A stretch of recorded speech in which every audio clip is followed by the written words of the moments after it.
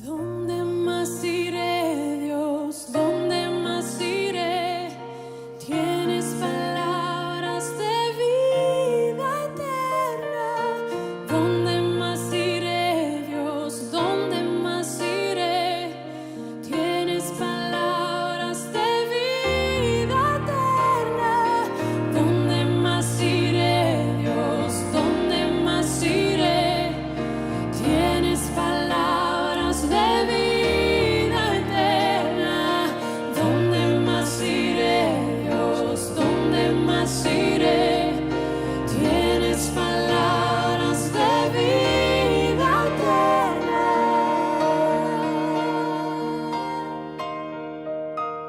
El culto termina a las 11.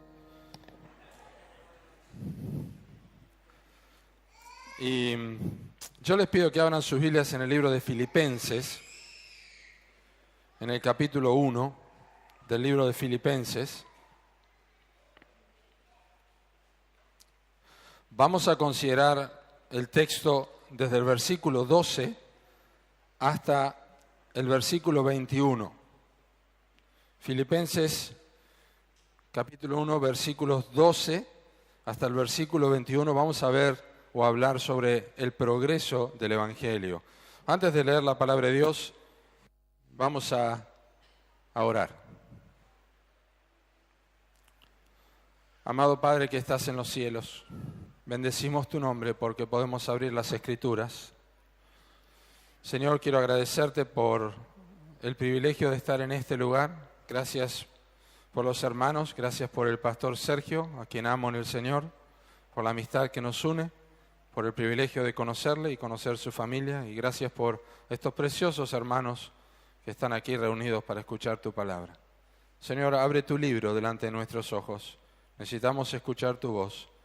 Te ruego, Señor, que tú me ayudes en la debilidad para que tu nombre sea honrado y para que podamos entender el texto y podamos volver a nuestras casas edificados. En el nombre de Jesucristo. Amén. Filipenses capítulo 1, versículo 12, dice así la palabra de Dios. Quiero que sepáis, hermanos, que las cosas que me han sucedido han redundado más bien para el progreso del Evangelio, de tal manera que mis prisiones se han hecho patentes en Cristo en todo el pretorio y a todos los demás. Y la mayoría de los hermanos, cobrando ánimo en el Señor con mis prisiones, se atreven mucho más a hablar la palabra sin temor. Algunos, a la verdad, predican a Cristo por envidia y contienda, pero otros de buena voluntad. Los unos anuncian a Cristo por contención, no sinceramente, pensando añadir aflicción a mis prisiones, pero los otros por amor, sabiendo que estoy puesto para la defensa del Evangelio. ¿Qué pues? Que no obstante, de todas maneras, o por pretexto, o por verdad, Cristo es anunciado, y en esto me gozo y me gozaré aún. Porque sé que por vuestra oración y la suministración del Espíritu de Jesucristo, esto resultará en mi liberación, conforme a mi anhelo y esperanza de que en nada seré avergonzado, antes bien, con toda confianza, como siempre, ahora también será magnificado Cristo en mi cuerpo, o por vida o por muerte, porque para mí el vivir es Cristo y el morir es ganancia. Hoy es el domingo de resurrección, una mayor conciencia de la resurrección del Señor Jesucristo, y antes de entrar a comprender de qué se trata el pasaje que acabamos de leer, me gustaría leerles a ustedes lo que la gente pensaba del apóstol Pablo cuando estaba siendo llevado preso, cuando estaba iniciándose el tiempo de su juicio. ¿Se acuerdan de Festo, este hombre que llevó a Pablo ante Agripa? Dice que estaba explicándole a Agripa quién era el apóstol Pablo y dijo estas palabras: y estando presentes los acusadores, ningún cargo presentaron de los que yo sospechaba, sino que tenían contra él ciertas cuestiones acerca de su religión y de un cierto Jesús ya muerto, al que Pablo afirmaba estar vivo. Cuando Pablo le escribe a los Corintios, en la segunda carta, les dice esta preciosa verdad que nosotros también conocemos. Porque el amor de Cristo nos constriñe pensando esto, que uno murió por... Pensando esto, que si uno murió por todos, luego todos murieron. Y por todos murió, para que los que viven ya no vivan para sí, sino para aquel que murió y resucitó por ellos. No tenemos tiempo de ir a través de varios textos en las epístolas del apóstol Pablo para ver cómo el apóstol Pablo hace mención de la resurrección. Pero leí el pasaje del libro de Hechos porque en ese pasaje un inconverso está explicando a un rey cuál es la razón por la que Pablo está delante de este rey. Y dice, este hombre afirma que un hombre al que está muerto dice estar vivo. La razón por la que Pablo estaba siendo acusado y siendo juzgado era porque creía en la resurrección de Cristo. Y este es el mensaje que le comunica a los corintios en 2 Corintios 5. Nosotros ya no vivimos para nosotros mismos, sino para aquel que murió y resucitó por ellos. ¿Qué tiene que ver esto con la resurrección? Tiene que ver que mañana muchas personas se van a olvidar de la Pascua.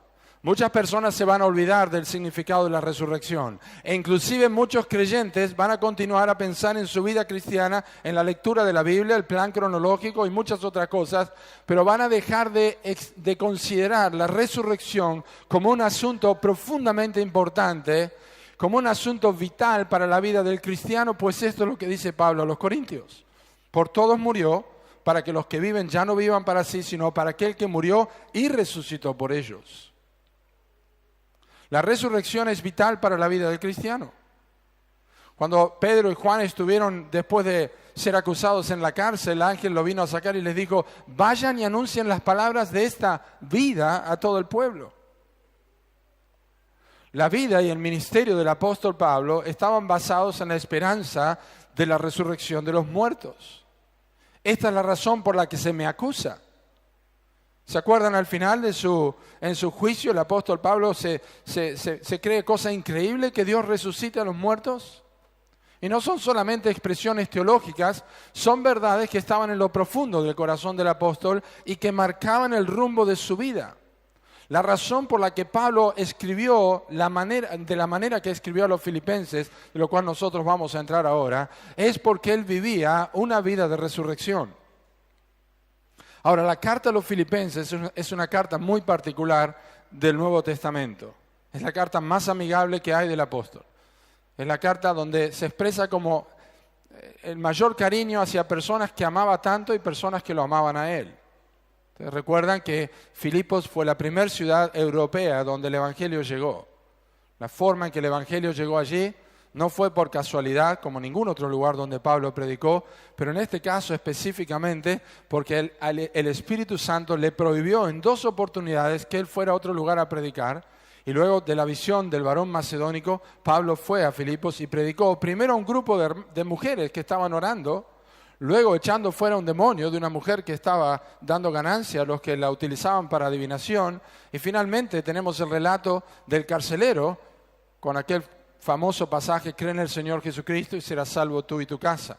Pero a partir de ese momento se inició una relación muy profunda entre Pablo y los filipenses, al punto de que cuando Pablo se despide de ellos, cuando él sale después de ser llevado ante los magistrados, donde él dice que es ciudadano romano, y él va a Tesalónica, la carta a los filipenses dice que los filipenses comenzaron a enviarle a Pablo una y otra vez. Le enviaban ofrendas y le enviaban de su ayuda a Tesalónica una y otra vez. Pablo dice que ese era olor fragante, que era una ofrenda a Dios lo que recibió de ellos.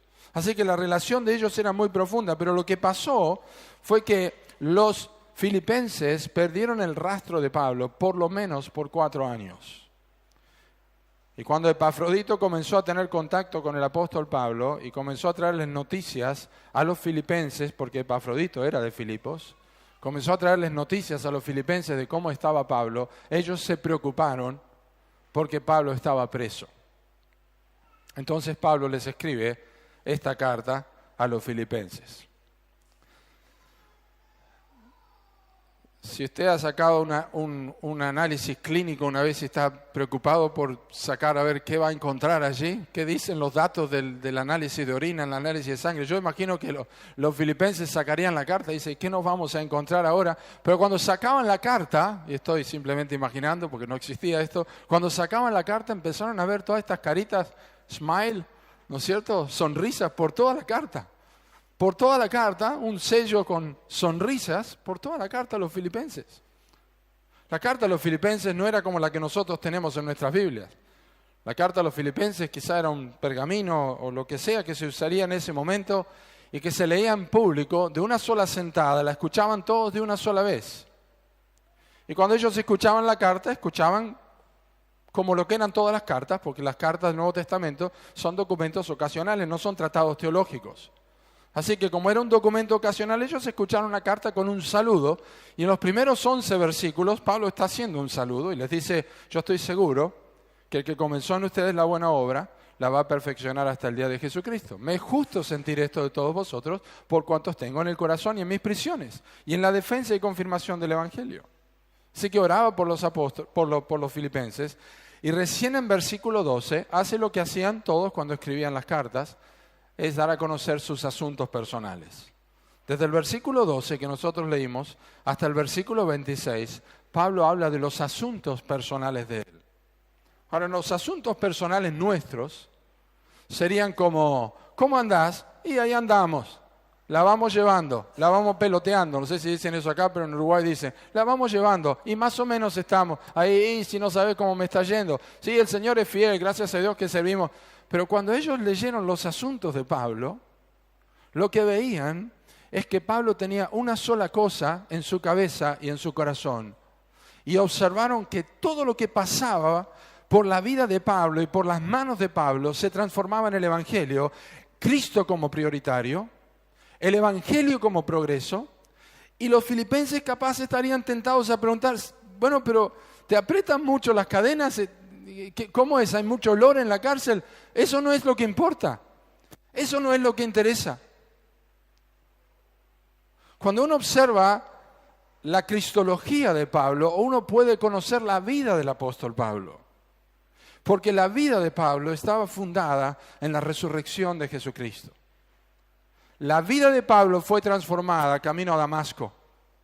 Cuando él cayó en tierra y escuchó una voz que le decía, Saulo, Saulo, ¿quién eres, Señor? Yo soy Jesús, a quien tú persigues. ¿Qué quieres que yo haga? Y esas dos preguntas marcaron la vida de Pablo desde el inicio de su ministerio hasta el final de su ministerio. Cuando está orando, allí en el barco, en medio de la tempestad, les dice, esta noche ha estado conmigo el ángel de Dios, de quién soy, quién eres, Señor, y a quién sirvo. ¿Qué quieres que yo haga? Automáticamente, por obra del Espíritu Santo, lo que Jesús dijo a Ananías, allí en el capítulo 9, ve porque instrumento escogido me es este. Esa era una realidad en la vida de Pablo, porque había visto a Cristo resucitado y todo su panorama, toda su cosmovisión, toda su forma de vivir cambió en el apóstol. Inclusive la manera en que él comunicaba sus problemas, o la manera en que él comunicaba su vida, o la manera en que él transmitía lo que le estaba pasando. Y eso es lo que está haciendo aquí. Transmite sus problemas y transmite sus circunstancias de tal forma que deja ver a todos los filipenses que lo que importa es cómo progresa el Evangelio y cómo Cristo está en lo más alto de nuestros pensamientos. Y con eso, como introducción, yo quiero que observen lo que dice Filipenses capítulo 1, versículo 12. Dice Pablo, quiero que sepáis, hermanos, que las cosas que me han sucedido han redundado más bien para el progreso del Evangelio. Esta expresión, quiero que sepáis las cosas que me han sucedido, es una expresión muy común de las cartas carcelarias. Filipenses, Efesios, Colosenses y Filemón. Si ustedes leen en Colosenses, capítulo 4, versículo 7, van a encontrar la misma expresión que el apóstol Pablo utiliza. Quiero que sepáis, o todo lo que tiene que ver con mis asuntos. Si lo leen en Efesios capítulo 6, versículo 21, también van a encontrar la misma idea, la misma verdad. El apóstol comunicaba estas cosas y quería que sepan, pero siempre el propósito era de que Cristo sea exaltado y que Cristo sea conocido.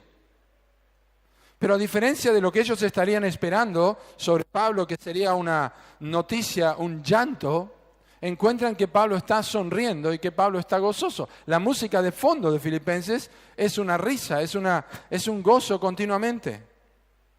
Lo interesante de esto es que es la única carta y es la única vez en el Nuevo Testamento donde más se habla del gozo, es la única lugar en el Nuevo Testamento donde encontramos a Pablo llorando en tiempo presente.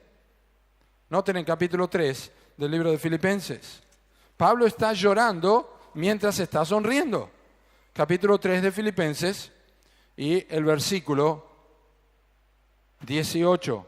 Porque por ahí andan muchos, de los cuales os dije muchas veces y aún ahora lo digo llorando, que son enemigos de la cruz de Cristo.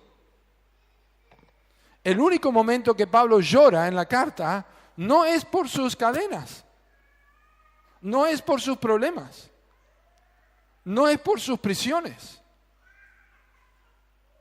El único momento que Pablo llora es por los enemigos de la cruz. Porque deshonrar la cruz es la única cosa que puede quitarle a Pablo el gozo de su corazón. Porque la vida de Pablo estaba contenida en el Evangelio y en el progreso del Evangelio. Ahora, en los versículos 12, 13 y 14 hay tres cosas que yo simplemente quiero dejar a ustedes y que son, espero que sean de ánimo para sus vidas. Pablo dijo en Hechos 20, 24, de ninguna cosa hago caso ni estimo preciosa mi vida para mí mismo, con tal que acabe mi carrera con gozo y el ministerio que recibí del Señor Jesús. No con éxito, pero con gozo. No con prosperidad del mundo, sino con prosperidad de Dios, que es con gozo. Y lo que pasa aquí es que Pablo dice en versículo 12, esta pequeña expresión, las cosas que me han sucedido han redundado más bien para el progreso del Evangelio.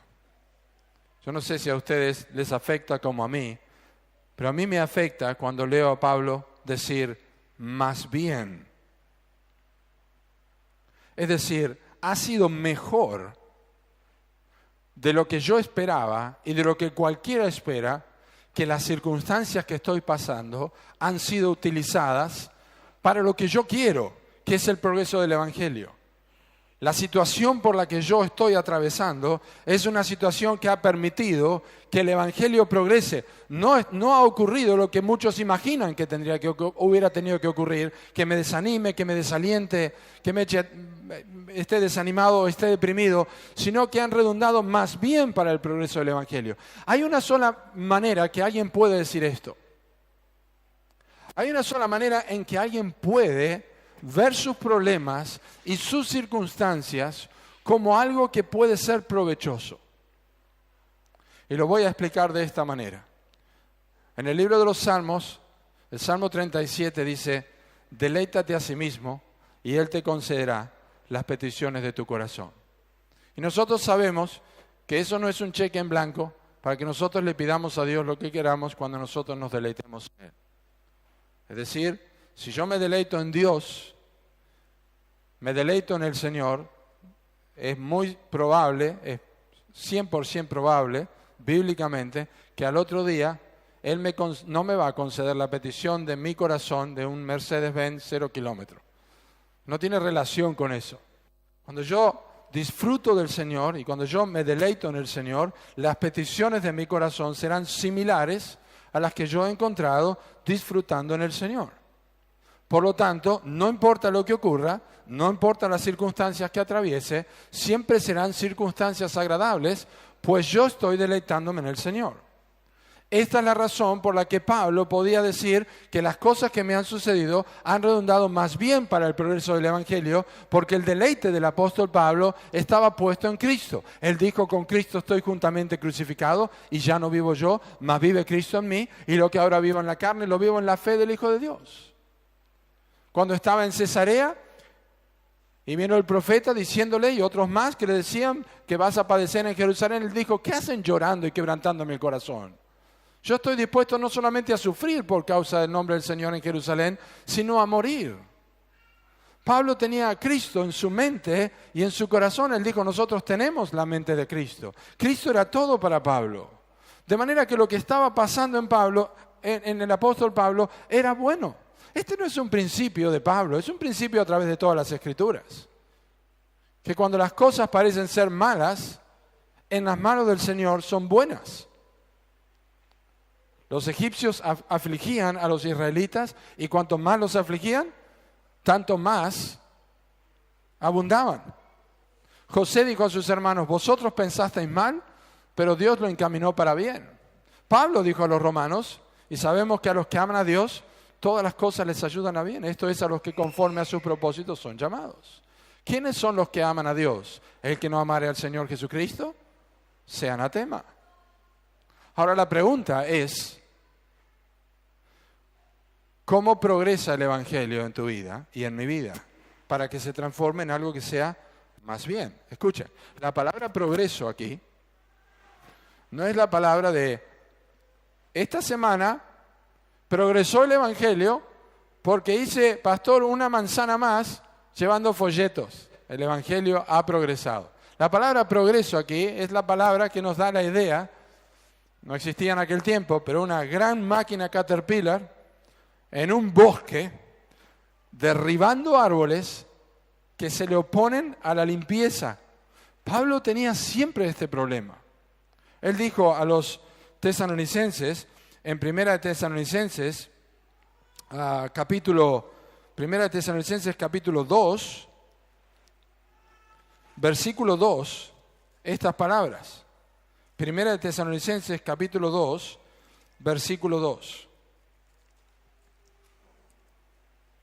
Versículo 1, noten: porque vosotros mismos sabéis, hermanos, que nuestra visita a vosotros no resultó vana, pues habiendo antes padecido y sido ultrajados en Filipos, como sabéis, tuvimos denuedo en nuestro Dios para anunciaros el Evangelio de Dios en medio de gran oposición. A los corintios les dijo algo similar en capítulo 16.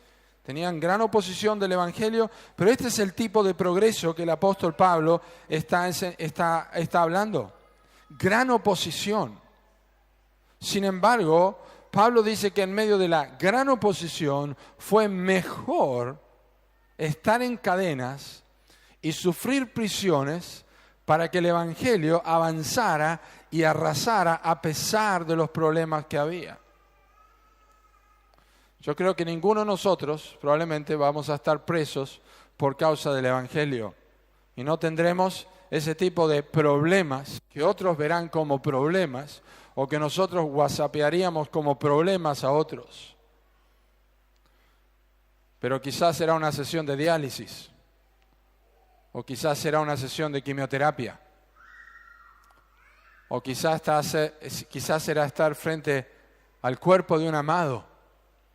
O quizás será una enfermedad crónica, o quizás será una situación con tu hijo o con tu hija, o quizás será una situación económica, o una situación laboral, o una situación familiar. La pregunta es si nuestros problemas y nuestras circunstancias adversas están funcionando mucho mejor para que el progreso del Evangelio y para que Cristo sea conocido, porque eso es lo que Pablo está haciendo. Cuando comunica sus asuntos, la vida resucitada de Cristo hacía que sus problemas fueran un trampolín para que Cristo sea conocido como ningún otro podía hacerlo. Número 1. Tus problemas y circunstancias adversas, las angustias, los enojos, las depresiones, son un escalón para poner a Cristo más en alto. Tú puedes decir sí. puede decir, en eso estoy, pero ahora el versículo 13 va a dar un paso más adelante. Noten lo que dice. De tal manera que mis prisiones se han hecho patentes en Cristo, en todo el pretorio y a todos los demás. Noten, ya vimos la importancia del Evangelio para Pablo en versículo 13. Si tienen un lápiz allí o un resaltador y quieren hacerlo, síganme con la vista. Él habla, miren la importancia del Evangelio, dice el progreso del Evangelio en versículo 12. Patentes en Cristo, versículo 13. Hablar la palabra sin temor, versículo 14.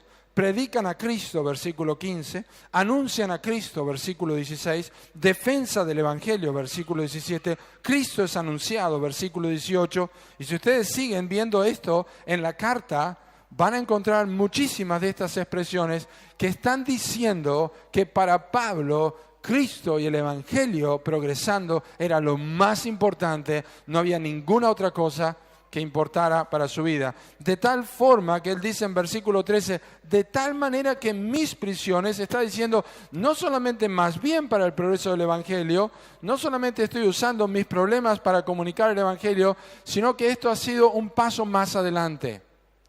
Otras personas están viendo esto.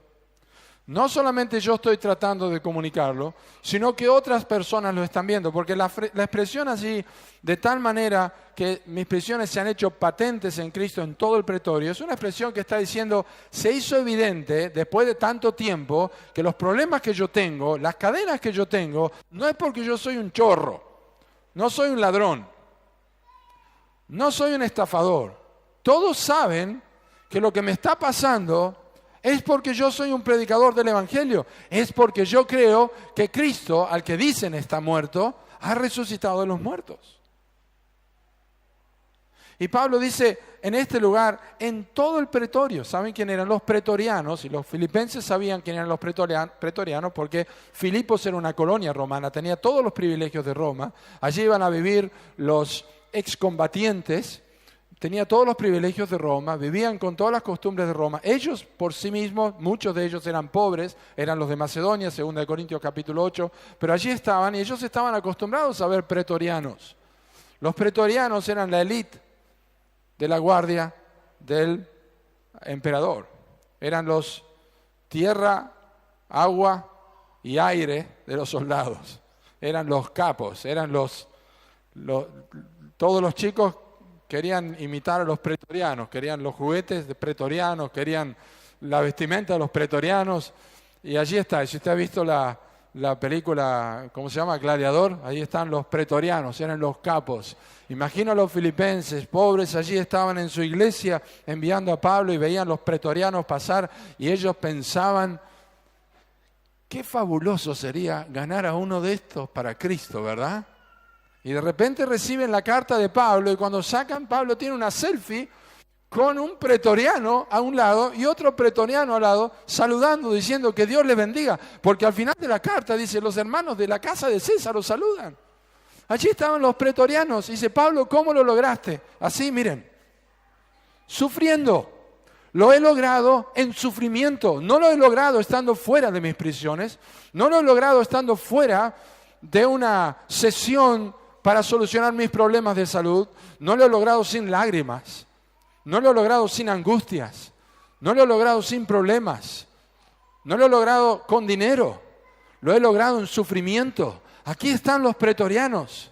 Por eso Pablo dice en versículo 13, mis prisiones, en versículo 14, mis prisiones, y en versículo 16, mis prisiones. Es como Pablo diciendo, nadie me quitará el privilegio de sufrir por causa de Cristo, porque el versículo, en el capítulo 1, versículo 29 dice, a vosotros os es concedido a causa de Cristo, no solo que creáis en Él, sino también que padezcáis por Él.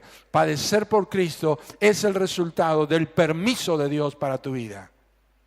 Y si tú sufres en tu trabajo, sufres en tu salud, sufres en tu barrio, sufres en la manera que sea, es porque Dios te ha concedido. Por lo tanto, que se haga evidente, de tal manera se haga evidente en tu vida, que es por causa de Cristo. No por ser malhechor, u homicida, o por entremeterte en lo ajeno. Así que no es suficiente que sea más bien, es también necesario que sea de tal manera.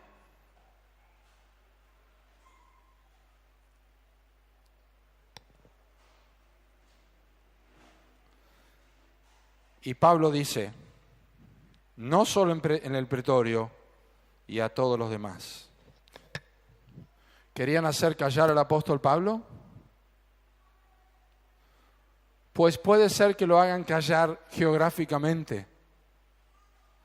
Pero él escribe en su última carta, cuando ya iba a ser ejecutado el apóstol Pablo, le dice una verdad a Timoteo tremenda. Escuchen, le dice estas palabras.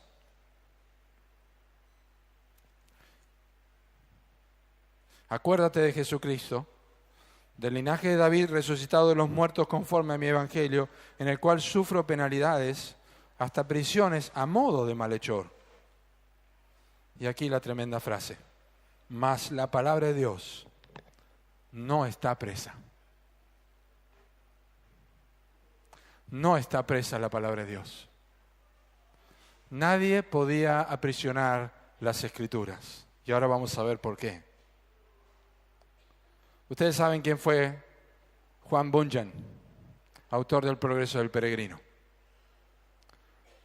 Juan Bunyan tenía un vozarrón que si hubiera predicado aquí le hubieran tenido que sacar el micrófono. Cuando estuvo preso en la cárcel, siguió predicando desde la ventana, de manera que el pueblo se amontonaba del otro lado del muro para escuchar la predicación de Juan Bunyan. Así que las autoridades decidieron hacer algo con Juan Bunyan, decidieron ponerlo en confinamiento solitario, lo llevaron allí más bajo, donde nadie podía escuchar. Y Juan Bunyan se durmió. Y cuando se durmió, soñó. Y cuando soñó un sueño tan largo que cuando se despertó lo escribió. Y fue tan bueno su sueño que su sueño fue traducido a 200 idiomas. Es el progreso del peregrino, porque la palabra de Dios no está presa. Pablo creía que la palabra de Dios no estaba presa y en verdad la palabra de Dios no estaba presa. Pablo siempre estaba un poco más alto que los demás, porque veía a Cristo resucitado. Antes de ir al versículo 14, yo quiero que observen lo que dice en capítulo 1, versículo 19. Pues si nosotros entendemos esta sección, cuando llegamos al versículo 21, para mí el vivir es Cristo, el morir es ganancia, usted va a decir, claro, tiene razón. Tiene que entender todo esto primero, tiene un contexto. Pero miren lo que dice el versículo 19. Porque sé que por vuestra oración y la suministración del Espíritu de Jesucristo, esto resultará en mi liberación, conforme a mi anhelo y esperanza de que en nada seré avergonzado, antes bien, con toda confianza, como siempre, ahora también será magnificado Cristo en mi cuerpo, o por vida o por muerte. Hay una palabrita allí muy interesante en versículo 20, que digamos es el modus operandi del apóstol Pablo, por lo cual él estaba comunicando las cosas como lo hacía, y es la palabra anhelo, conforme a mi anhelo y esperanza.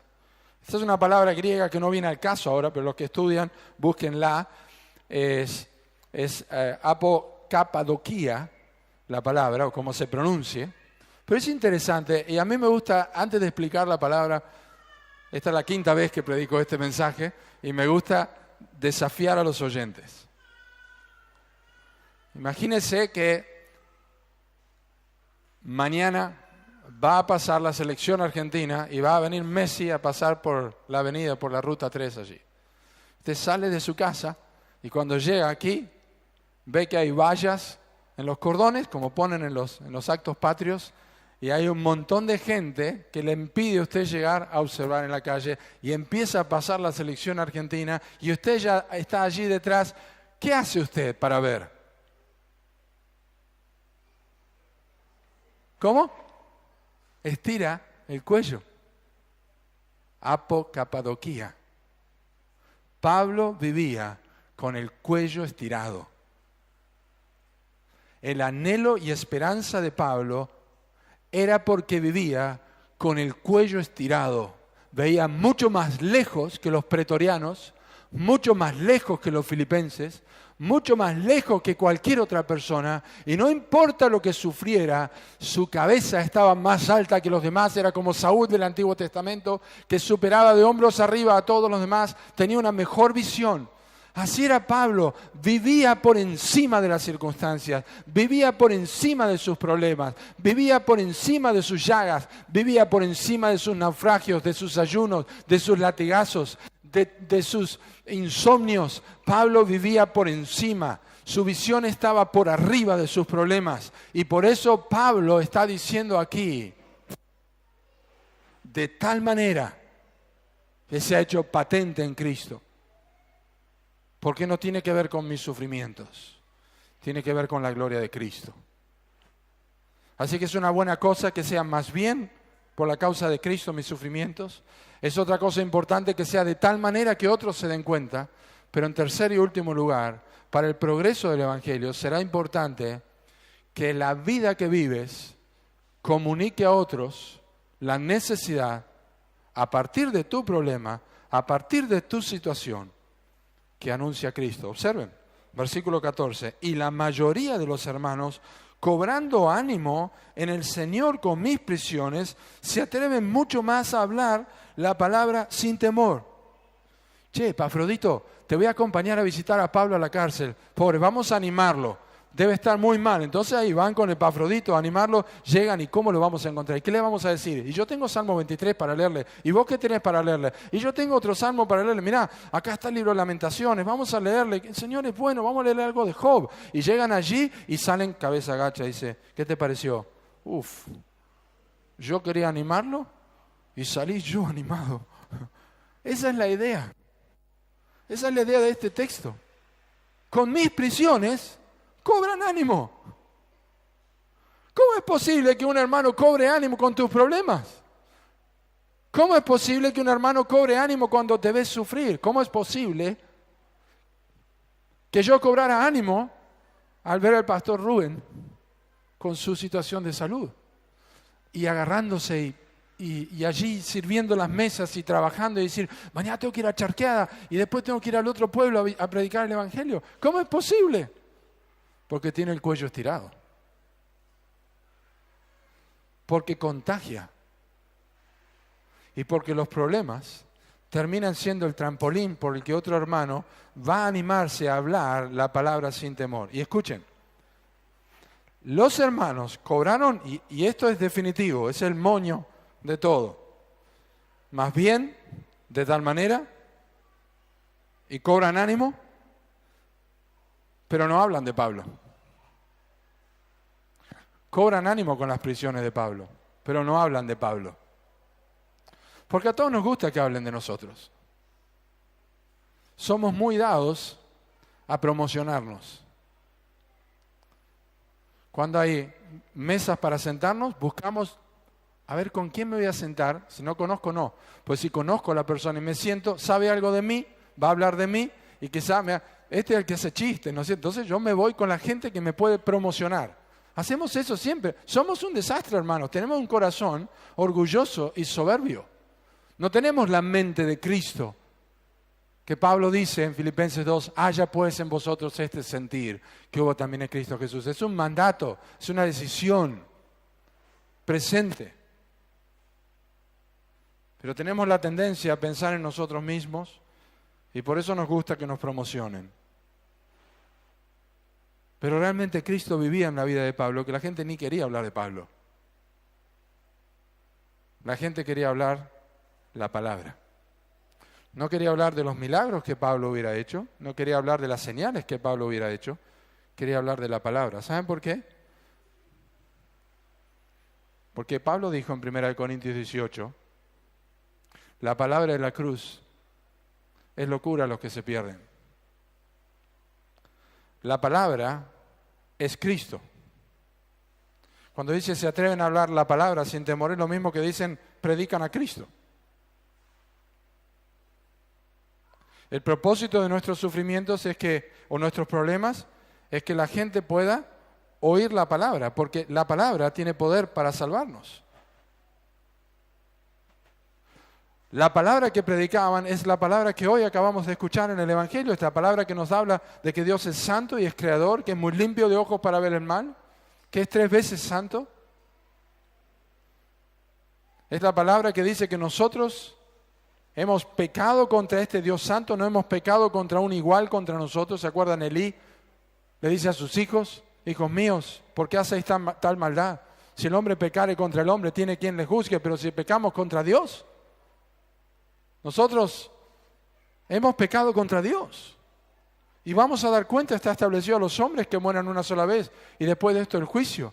No solamente ocultamos nuestra maldad, y la Biblia dice que somos como el mar en tempestad, que no puede estarse quieto, arrojamos cieno y lodo. No hay paz para nosotros.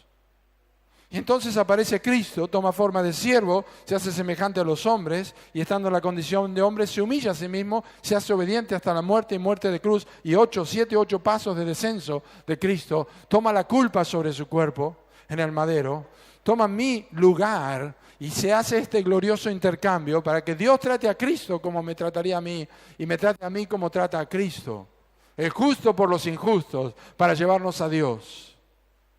Y entonces se hace necesario que haya una respuesta. Y la respuesta es un mandato, no es una sugerencia. Es que te arrepientas de tus pecados y creas en Jesucristo.